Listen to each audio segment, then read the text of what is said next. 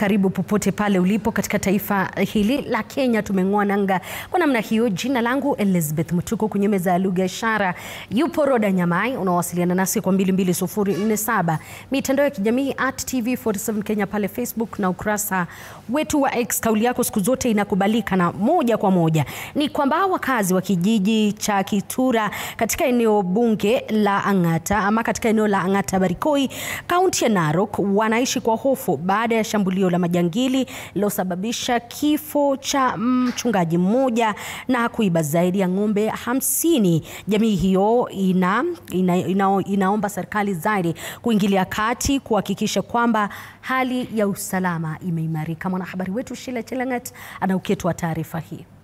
Hali si hali hapa katika kijiji cha Kitura, Ang'ata Barikoi, kaunti ya Narok, baada ya shambulizi la majangili. Familia na marafiki wamekusanyika kuomboleza marehemu Charles Langat, kiongozi wa jamii aliyeheshimika, aliyepigwa risasi na kuuliwa wakati wa shambulizi hilo ambalo pia lilihusisha wizi wa ng'ombe zaidi ya 50 kutoka eneo hili. Watu walitumia silaha ya juu, mabunduki aina.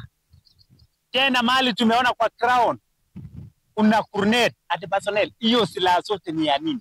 Viongozi na wenyeji wamesema shambulizi hili ni kati ya mfululizo wa ukatili unaoendelea kuongezeka katika mpaka wa Kenya na Tanzania, ambapo majangili wenye silaha za kisasa wanaendelea kutishia jamii hii.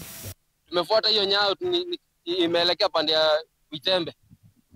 Na watu wenye wamekuja kuchukua ng'ombe wako na mabunduki, wako mpaka na bomu. Jana walirusha grenade. Hata sasa hivi tukienda kwa mpakani kuna grenade walitupiga nayo, na sisi tunafuata tu na mishale.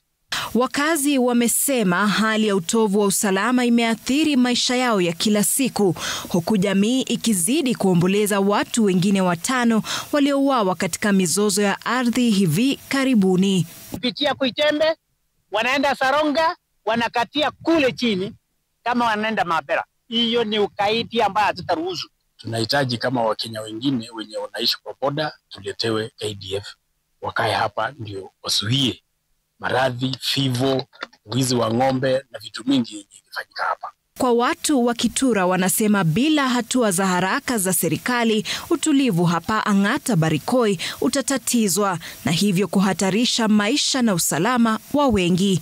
Sheila Chelangat, runinga ya TV47.